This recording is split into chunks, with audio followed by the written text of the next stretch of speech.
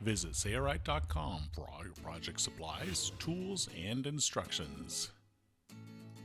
Hi, I'm Eric Grant from Sailrite. The intention of this short video is to demonstrate how the HandyPress works with the West Coast dies.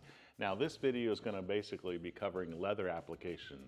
The HandyPress is phenomenal for leather applications, and there are so many West Coast dies out there. We're only going to give an example of 2 dies in this video, but all those dies work in a similar fashion, so let's get started. Before we get started, you need to know that the HandyPress may just be the best hand press ever made. Besides the fact that it takes almost any brand die set made for any brand hand press, it has some major advantages that other hand presses don't even come close to matching. I highly recommend you watch the demo video showing the amazing features of the HandyPress. To see it, click the link in the description or in the upper right hand corner of this video. We'll be using the dies to install double cap rivets. These dies are available from a number of companies. Remove the thumb screw from its keeper and install it in the lower portion of the vertical shaft as seen here. West Coast dies have a 9.5mm base. The HandyPress comes with an adapter for that, not the large one, but the small one. This adapter will make it possible for the bottom die to fit in the base of the HandyPress. Insert the adapter, then install the die and tighten down the thumb screw.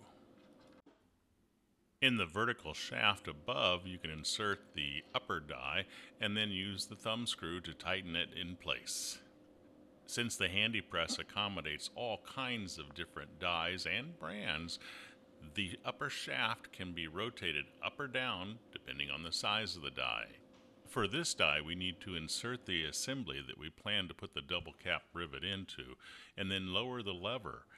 We want the dies to be pressed down on the assembly with the lower piston depressed downward.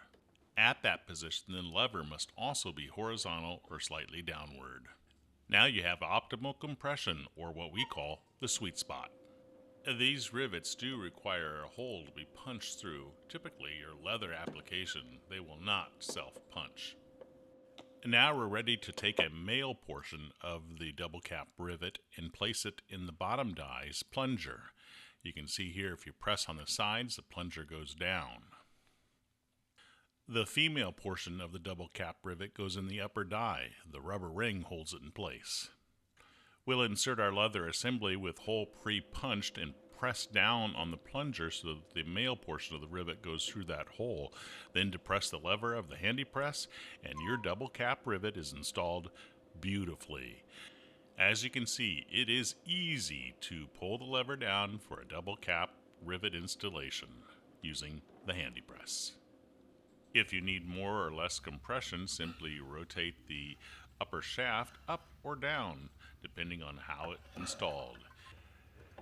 As another example of a West Coast die, this is a die that installs round spots.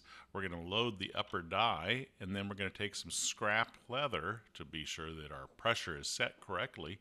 This is a veg tan leather, one single layer. Depress the lever to that sweet spot, and let's inspect our installation.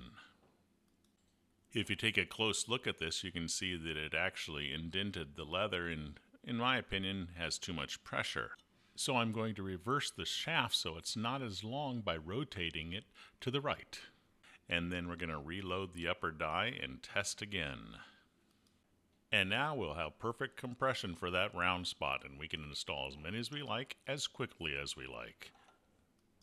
This is just 2 examples of a West Coast die, but there are so many more and they all work perfectly in the HandyPress. The HandyPress will also work with multiple other brands and types of dies. We hope this video has been helpful. Check out our website to find out what other types and brands of dies will work with the HandyPress.